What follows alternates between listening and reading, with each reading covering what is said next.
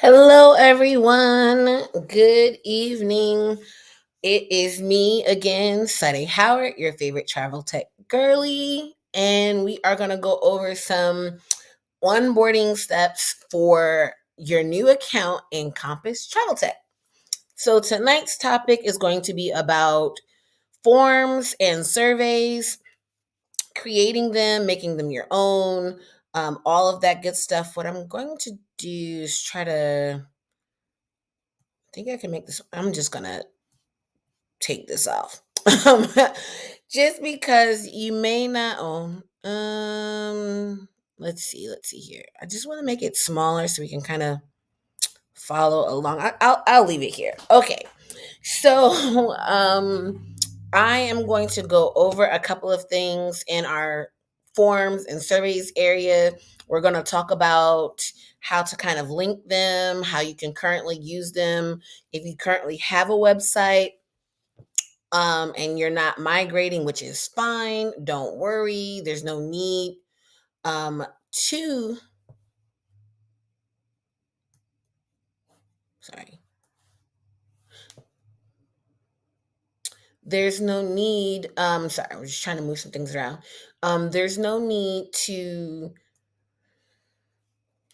get rid of or move your current website. You can still engage from your website into the system. Sorry, writing myself a note because a girl is getting old and I don't want to forget. Okay, so let's hop into our forms. First things first, when you're on your Compass dashboard menu side, you're going to come down here to sites. And in your sites, you're going to see, depending on your level, your agency level, you'll see funnels, websites, blogs, WordPress, client portal, forms and surveys, your chat widget, your media, and your URL redirects.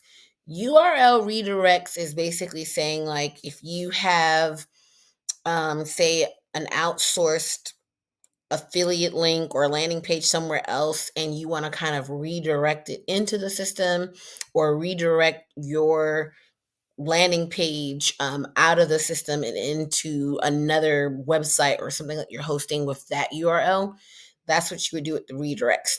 Your media is where you would go to actually hold all of your media library, photos, videos, all of that good stuff, gifts. You can hold it here.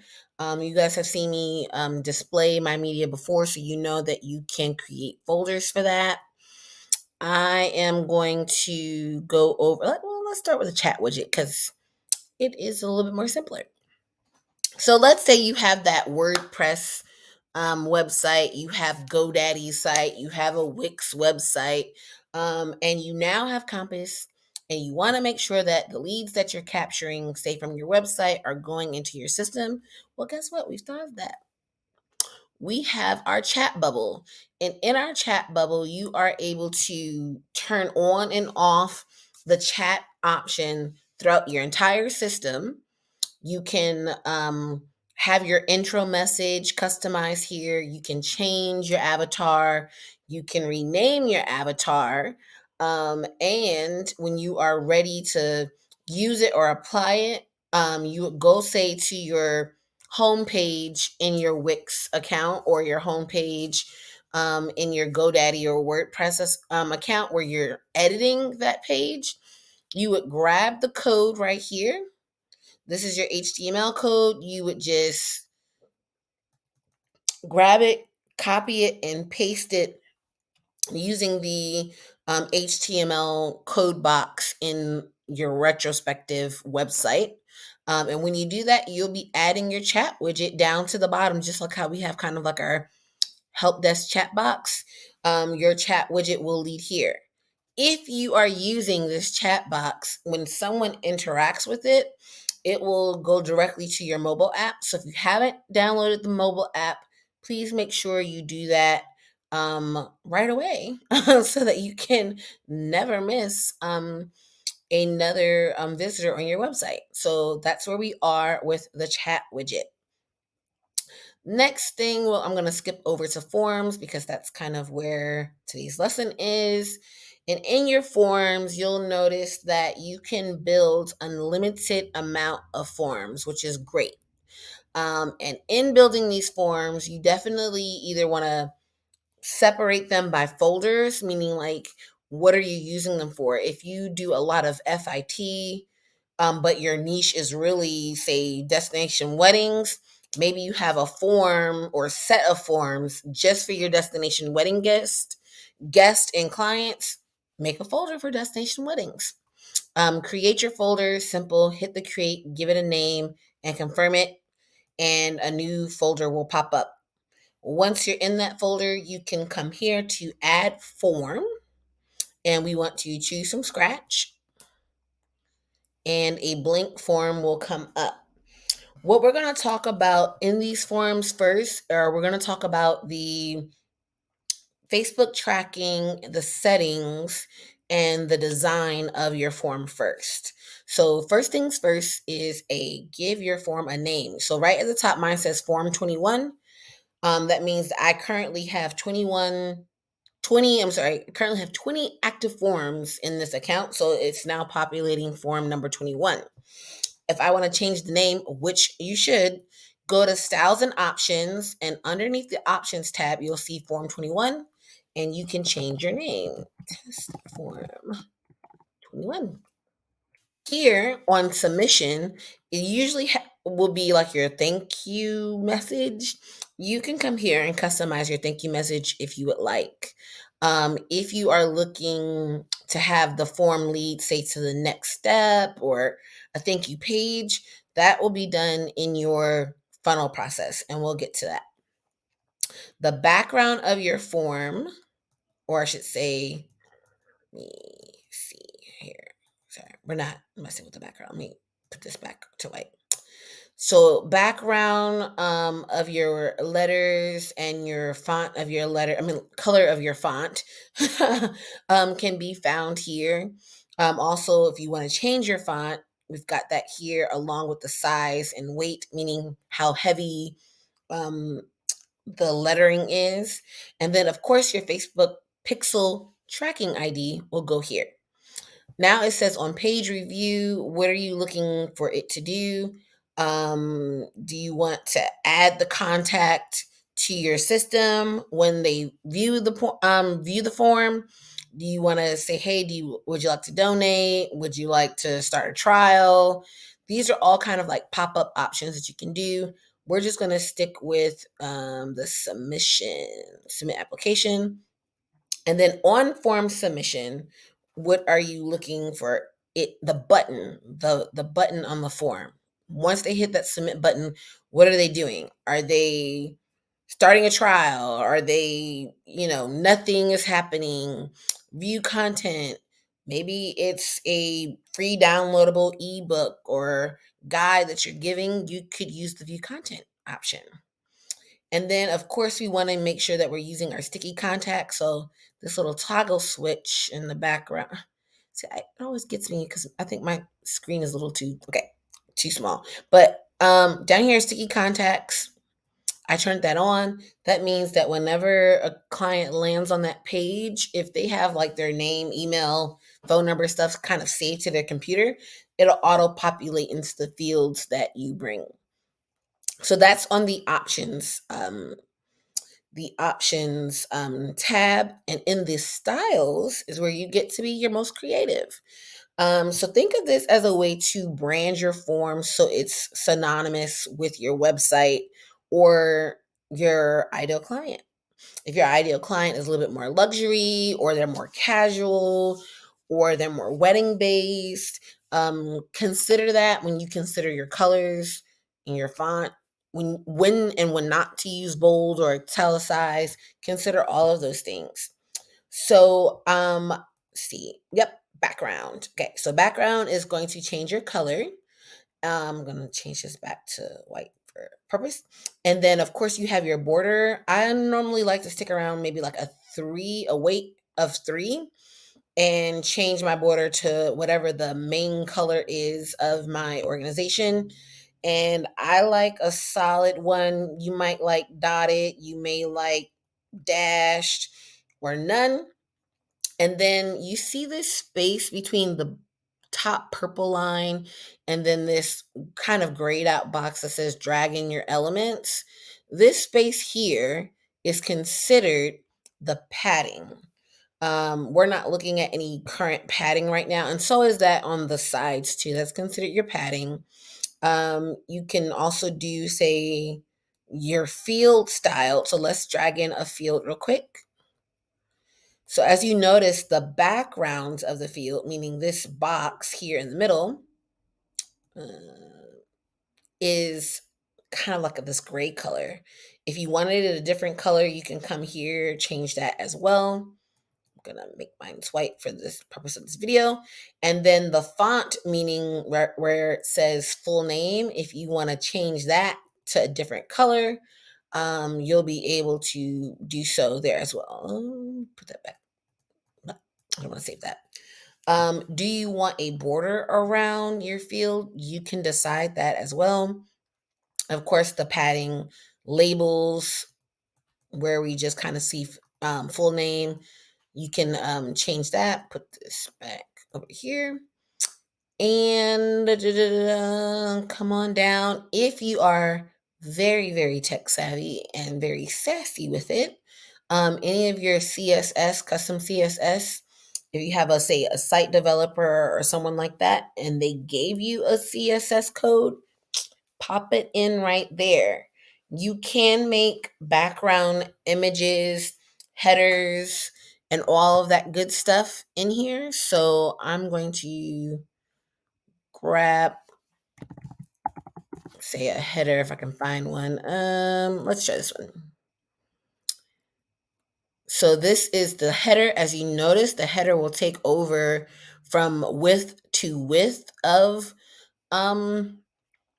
the form. So keep that in mind in terms of your sizing. And then your background image will be the background of your base. I'm just going to kind of pick something random here so that you can see it. If it will, man, every time I go live, it goes a little slow, but we'll let that populate. Never forget to click save on your documents. I guess mine was a little too big or so. Oh, there it is.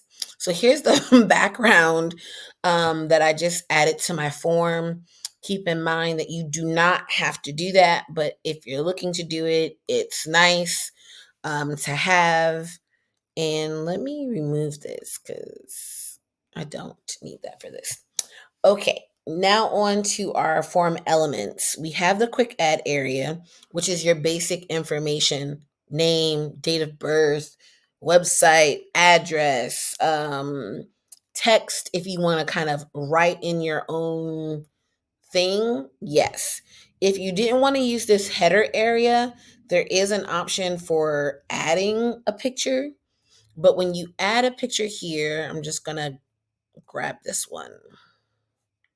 You'll notice that the picture is going to be with inside. Once it pops up, it's going to be with inside of the purple edges of the form. So we'll let that load. See, it's with inside versus the actual header on the outside. So depending on how you would like your forms to be displayed, keep those two options for photos in mind. You can also bring in your terms and conditions. If you have any terms and conditions, you want to make sure that you are coming here to your editing area and that you are hyperlinking this to your exact landing page or PDF document for your terms and conditions so that clients can actually, view those. This is where you would add that.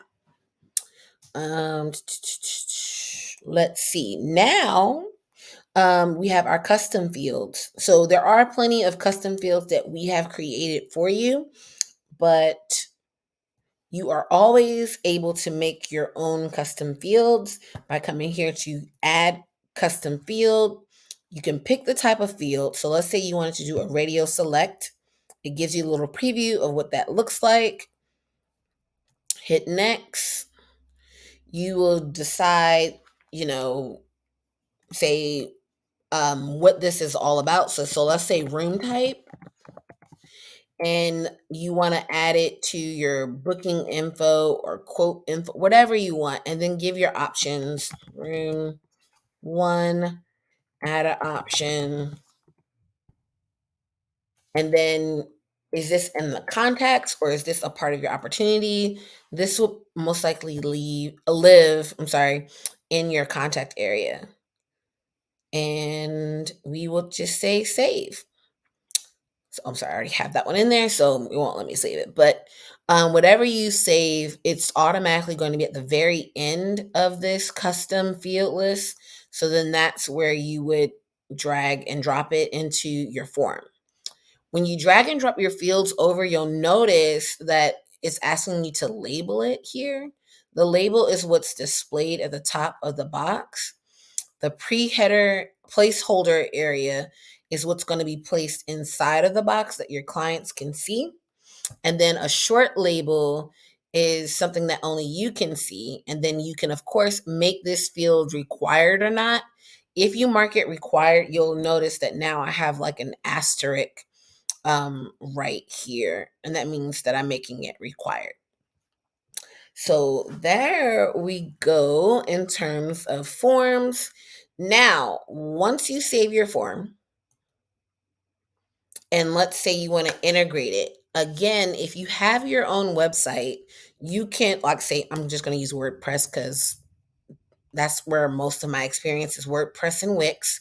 Um, Come to integrate, and you can decide how you would like it to be displayed, like it's a pop up, a polite slide in, a sticky bar that just follows the person as they go up and down your page, or just as an inline form. Whatever way you decide to use this, um, and then you click on either copy the embed code or copy the link, this is how it's going to be displayed on your website.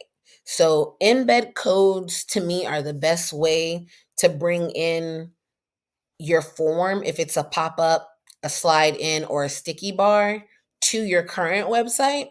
If you are using, say, a button method, meaning someone has to click a button to request a quote with you, then you would maybe want to do the inline and actually copy the link so that you can link it to that button on your actual website. Um, So these trigger areas means show on scrolling by percentage or after a certain amount of seconds, meaning if I'm going to use the pop-up button, maybe I want my pop-up button to only pop up if the client has scrolled down the page, my main page of the website, and they've seen at least 20% of the page.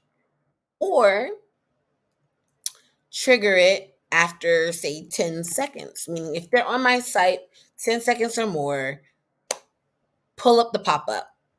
The other option is just to keep it on always. Activative options are like saying, okay, maybe you have a promo where you notice that someone keeps coming back to your site, but they're not yet moving forward. Maybe it's the amount of your discovery call. Maybe it's the fact that you already have like pre-planned trips and they want to customize on their own. It could be anything, but you could say like, hey, activate this on the first time a client comes to my page, or activate it on the third time. Like, don't give them this special offer unless they've been back to my site 3 times, 10 times. Meaning, if they've been there 10 times, that means they're really interested. Let me give them some type of incentive, or keep it always active. The deactivative option is like saying, maybe you have a lifetime deal or a one chance offer, and you say, hey, deactivate this pop-up after the first time or after the second time a client comes back, that means they'll no longer be able to see whatever that special offer is. And that's how you would control how to integrate your forms on a website out that's, here or external. Now we're going to kind of talk about, I don't want to save this. Surveys is essentially the same, meaning when you come here to add a survey, it will be blank. The builder is the same. The styling options are the same. The elements that you can bring over, standard and custom wise, are all the same. What makes your survey different is that you can make it like a swipe, like see the first question, answer it, and swipe. So maybe starting out, you want them to give you their name, email, and phone number. If you pull in phone number, it's automatically going to pull in these I agree to the terms, because they have to agree, to let you contact them by phone and email. Then you'll see that there's this little plus sign to add another slide. So your surveys will slide like to the left or to the right, basically. You could use your surveys as a way to segment your clients into different areas or styles of travel. Like, hey, are they a budget traveler? Yes or no. Do they like cruises or resorts? Are they 25 or are they 55? There's so many different ways that you could try to segment your clients. But all of this is essentially the same. It's just the display is different. Let me kind of go back to the forms as well. You'll see that when you're hovering over forms or surveys, that the menu comes down for builder, which we just went over is the builder. Analyze and submissions. So when you analyze, you are able to see how many interactions you've had with your forms overall. And you can you can see how many interactions you've had with each form, like each individual form, how many times it's been filled out. You can also track like which forms are doing better than the others. And this is going to be really great for your surveys to see, hey, what kind of surveys do people like? Do they like short surveys or long surveys? You can also say, hey, I want to pull all the surveys that I did this year, or all the interactions from this month or last month, or just the last 30 days, or just this week, or select a specific day. So when you do that, click your check mark, and then it's only going to show you the submissions done within that time frame. Now, when you look at these submissions, the more surveys or forms you have, they'll roll over to the next page because we're only displaying 10 at a time. But you can click here where it says view submissions, and it will take you to the submissions tab. And in that submissions tab, you'll be able to see what form. So this is the vacation request form. The source, which is a direct traffic, that means it's coming directly from your website. The forms do connect to, say, Facebook ads. So if it was a Facebook ad lead form, it will say Facebook ads or Facebook lead form here. And then it will give you your clients' names and contact information. But if you notice, there's a long list of submissions here on the left-hand side. Starting from the top, you can say, I want to look at all of my forms, like all the submissions for all the forms that I ever did, or just the submissions for a particular form. And that's what we were kind of looking at. And in that, let me see. Let's use this one. And or maybe not that one. No, not the update. This is a test environment. So, how how did I get out of that form? Okay, I'm going to go to all forms. So in this area where we see like all of these here, all of these forms have been filled out. They are in chronological order. You can also search by name, email, phone number, all of that good stuff up here. And when you find it, you can come to the three dots and you can download the submission as a PDF. You can also come to the check boxes and check as many as you need or as many as you want, and then also come and hit the download, select it, and you'll see that.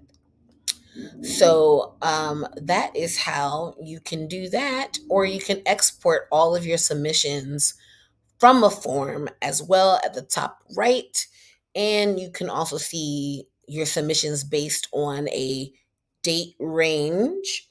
That's also nice. And this reporting of submissions will work the same for forms and surveys.